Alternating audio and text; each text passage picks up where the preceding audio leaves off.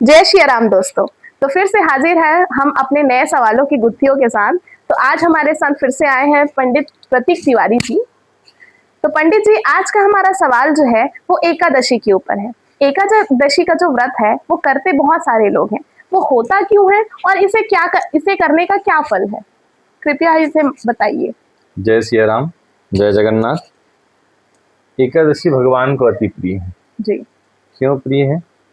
एक बार जो है दैत्य कुल में, राक्षसों के कुल में मूर नामक एक राक्षस हुआ। अच्छा। तो भगवान, जब वो मूर नामक जो राक्षस है वो देवताओं के ऊपर चढ़ाई कर दिया जीतने के लिए, तो देवताओं की ओर से भगवान नारायण लड़ने के लिए आए, तो दोनों में बहुत युद्ध हुआ। अच्छा। बहुत समय तक लगातार युद्ध हुआ। तो वो मूर जो राक्षस था, वो दैत्य था, वो परास्त नहीं हो, भगवान लड़ते लड़ते थक गए और थक करके गुफा में सो गए। अच्छा। तो गुफा में जैसे ही सोए तो मूर उन भगवान को ढूंढने की, युद्ध चल रहा है तो मारने के लिए जो ढूंढते हुए आया। जैसे ही आया तो भगवान तो सो गए थे, निद्रा में पहुंच गए थे। तो अब वो मारने का प्रयास करने लगा भगवान को। तो भगवान के अंग से एक कन्या प्रकट हुई। अच्छा। तो कन्या जब प्रकट हुई तो उस कन्या ने उस मूर नामक दैत्य से युद्ध किया और उसको परास्त करके उनका वध कर दिया। कन्या ने युद्ध किया? कन्या ने युद्ध किया, भगवान के शरीर से उत्पन्न कन्या ने। अब भगवान नारायण जैसे ही जब उनकी निद्रा भंग हुई तो जगे, तो देखे कि मूर जो है उसका वध हो गया है, उसका शव पड़ा हुआ है। तो भगवान ने इधर उधर देखा कि किसने इनका वध किया। कन्या बताई कि मैंने वध किया, मैं आपसे ही शरीर से उत्पन्न हूं। तो भगवान नारायण अति प्रसन्न हुए, आपने मेरी रक्षा की। तो उस दिन तिथि था 11 का। अच्छा। एकादशी की तिथि थी। तो भगवान, चूंकि उस कन्या ने भगवान का जो है रक्षण किया था, तो भगवान ने उनको आशीर्वाद दिया था, यह मेरी जो है सबसे अनन्य प्रिय तिथि होगी। एकादशी तिथि प्रिय। और इस दिन जो कोई भी मेरा व्रत पूजन करेगा उससे मैं अति प्रसन्न होऊंगा, उनको अनंत फल दूंगा। इस प्रकार से आशीर्वाद दे दिया। इस कारण से लोग जो है एकादशी का व्रत करते हैं। तो क्या हुआ, इसी तिथि के समय और इससे जुड़ी हुई एक बात बताता हूँ। एक बार अन्न गया भगवान के पास कि महाराज सब कोई मुझे रोज भक्षण करते हैं। अच्छा। सबको तो छुट्टी मिलती है। हाँ। लेकिन मुझे किसी दिन छुट्टी नहीं है, सब दिन रात सुबह शाम लगे हुए हैं।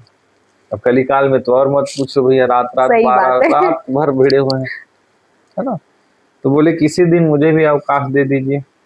अन्न ने कहा, ये अन्न ने निवेदन किया भगवान से। तो बोले ठीक, बहुत अच्छा। तो भाई भगवान के द्वार में जो कुछ गया है उनका काम तो होना नहीं है। तो भगवान ने उनको आशीर्वाद दिया कि जाओ, एकादशी के तिथि के दिन, है ना, अन्न में पाप का निवास होगा। अच्छा। तो जितने भी पाप हैं, हाँ, उसका निवास होगा। तो क्या होता है, जितने भी व्यक्ति जो एकादशी का उपवास करते हैं, उनके जितने भी पाप हैं वो उस दिन उस अन्न में आकर के विराजमान हो जाते हैं। अच्छा। तो जो कोई भी एकादशी के दिन अन्न भक्षण करता है वो उपवास वालों का साक्षात पाप ही खा रहे जाने। तो उस दिन तो एकादशी के दिन अन्न का दान नहीं देना चाहिए, न दान लेना चाहिए, न अन्न को जो है अन्न ग्रहण करना चाहिए। इस प्रकार से भगवान ने अन्न को सुविधा दे दी।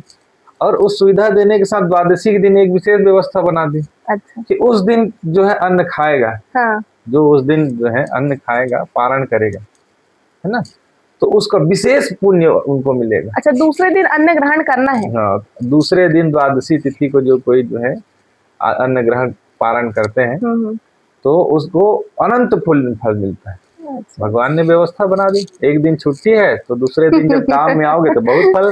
तो भगवान किसी को कोई खाली हाथ तो छोड़ते नहीं। सही बात। अब देखिए, छुट्टी मनाने के बाद सैलरी भी जोरदार दे रहे हैं। अन्न की महत्ता द्वादशी तिथि को भगवान ने अन्न की बढ़ा दी। बहुत बढ़िया। तो दूसरे दिन जो उपवास रखा है वो अपना व्रत जो है वो अन्न खाकर तोड़ सकता है, इसका मतलब? अलग अलग चीजों को खा करके पारण करना चाहिए, लेकिन उस दिन अन्न खाने का, उस दिन चावल खाने का जो है, जो भात जो भगवान को लगता है, उसका विशेष महत्व। द्वादशी के दिन। अच्छा। उसका विशेष पुण्य फल। चलिए, बहुत अच्छा पंडित जी, आपने हमारा जो मिथ चल रहा था कि खाना चाहिए कि नहीं खाना चाहिए, बहुत सारे लोगों का सवाल था ये, तो मेरे ख्याल से वो चीज क्लियर हो गई होगी। और पंडित जी, एक और सवाल था कि एकादशी के दिन हम जो जल अर्पित करते हैं तुलसी मैया पे, तो वो करना चाहिए कि नहीं करना चाहिए? क्योंकि बहुत सारे लोग ऐसा बोलते हैं कि तुलसी मैया को उस दिन जल अर्पित ना करो, तो इसके बारे में थोड़ा हमें बताइए। देखिए, जल तो प्रत्येक वृक्ष में जो है प्रति दिवस अर्पित करना चाहिए। अच्छा। लेकिन इसमें कुछ विशेष बातें हमको ध्यान रखनी चाहिए कि द्वादशी तिथि को और रविवार की तिथि को, है ना, द्वादशी और रविवार की तिथि को माता तुलसी को स्पर्श नहीं करना चाहिए। अच्छा। और पूर्णिमा, अमावस्या, द्वादशी और रविवार के दिन माता तुलसी को उतारना नहीं चाहिए, तोड़ना नहीं चाहिए। अच्छा। जल अर्पण करने के लिए कहीं कोई जो है आपत्ति नहीं है, कहीं शास्त्र में ऐसा मतलब एकादशी के दिन आप जल अर्पित कर सकते हैं? जी जी, आप 12 महीने जल अर्पित कर सकते हैं, लेकिन इन 4 तिथियों में आपको जो है विशेष ध्यान रखना है कि द्वादशी और रविवार को माता तुलसी को स्पर्श नहीं करना है, दूर से ही जल अर्पित करना है। और द्वादशी रविवार के साथ पूर्णिमा और अमावस्या, ये 4 तिथियों में तुलसी जी को तोड़ना नहीं है। अच्छा जी, तो इससे पहले तोड़ लीजिए। जी जी जी। तो चलिए, इससे ये बात तो साफ हो गई कि एकादशी का व्रत किया क्यों जाता है और एकादशी के व्रत के दिन अन्न का क्या महत्व है, उसे ग्रहण करना चाहिए नहीं करना चाहिए, और तुलसी जी पे जल चढ़ाना चाहिए या नहीं चढ़ाना चाहिए, ये भी पंडित जी ने हमें क्लियर कर दिया है। तो आइए इन्हीं सारे वीडियोस के साथ ऐसी ही वीडियो हम आगे और बनाएंगे, और जुड़े रहिए हमारे इस चैनल के साथ। जय श्री राम। आपको अगर वीडियो पसंद आया हो और ऐसे ही वीडियो पाने के लिए सब्सक्राइब करें, लाइक करें और शेयर करें। धन्यवाद।